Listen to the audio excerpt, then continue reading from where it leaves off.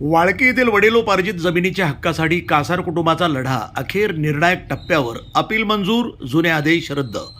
नगर तालुक्यातील वाळकी येथील वडिलोपार्जित जमिनीवरील हक्कासाठी सुरू असलेल्या लढ्याला अखेर मोठं यश मिळालंय.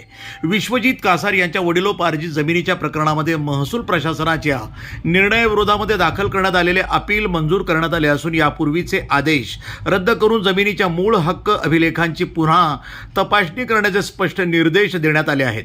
या प्रकरणामध्ये उपविभागीय अधिकारी अहिल्यानगर यांनी दिनांक 9 जून 2025 रोजी दिलेला आदेश रद्द करण्यात आला आहे. तसंच तहसीलदार अहिल्यानगर यांच्याकडील संबंधित आरटीएस प्रकरणातील दिनांक 20 सप्टेंबर 2022 रोजीचा आदेशही रद्द करण्यात आला आहे. त्यामुळे कासार कुटुंबाच्या वडिलोपार्जित जमिनीच्या हक्काच्या दाव्याला महत्त्वपूर्ण दिलासा मिळाला आहे.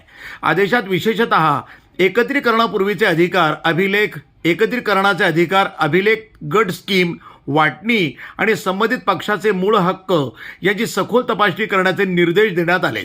तसंच जमिनीवरील प्रत्यक्ष ताबा, इतर संबंधित बाबींची तपासणी करून नव्यानं निर्णय घेण्याचे आदेश देण्यात आले आहेत.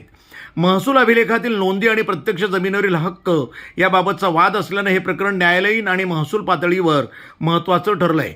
यापूर्वीच्या निर्णयामध्ये आवश्यक ती तपासणी पूर्ण झालेली नसल्याचं आदेशातून स्पष्ट झालं असून त्यामुळं आधीचे निर्णय कायम ठेवता येणार नसल्याचं नमूद करण्यात आलं आहे. आता संबंधित महसूल अधिकाऱ्यांना 3 महिन्याच्या आत संपूर्ण अभिलेख आणि हक्कांची तपासणी करून नव्यानं निर्णय घेण्याचे निर्देश देण्यात आलेत.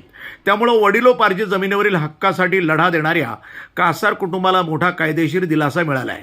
ॲडव्होकेट स्वप्नील काकड यांनी काम पाहिलं. वृत्तसंपादन विभाग, न्यूज टुडे 24, वाळकी, अहिल्यानगर.